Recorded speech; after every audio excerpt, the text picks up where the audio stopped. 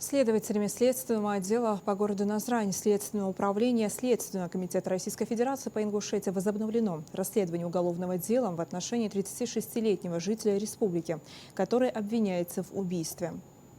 В ходе предварительного следствия установлено, что в январе 2023 года в вечернее время обвиняемый, находясь вблизи кинотеатра «Матрица», в ходе конфликта выстрелил из имеющегося при себе огнестрельного оружия в 38-летнего жителя республики. От полученного огнестрельного ранения потерпевший скончался при доставлении в медучреждение. После совершения преступления фигурант скрылся от органов предварительного следствия, в связи с чем он объявлен в федеральный розыск. Ему заочно предъявлено обвинение в совершении преступления, предусмотренного пунктом Е, частью 2 статьи 105 УК РФ. В результате совместной работы следователей-криминалистов СК и сотрудников МВД России по Назрани, МВД по республике, местонахождение обвиняемого установлено. Он доставлен в следственный отдел по городу Назрань Следственного управления СК России по республике для проведения необходимых следственных действий. В настоящее время обвиняемый задержан в порядке, предусмотренном статьями 91, 92 УПК РФ, Магазским районным судом республики. По ходатайству органов следствия в отношении фигуранта избрана мера пресечения в виде заключения под стражу. В настоящее время по уголовному делу проводятся необходимые следственные и процессуальные действия, направленные на установление всех обстоятельств произошедшего, сбор и закрепление доказательной базы.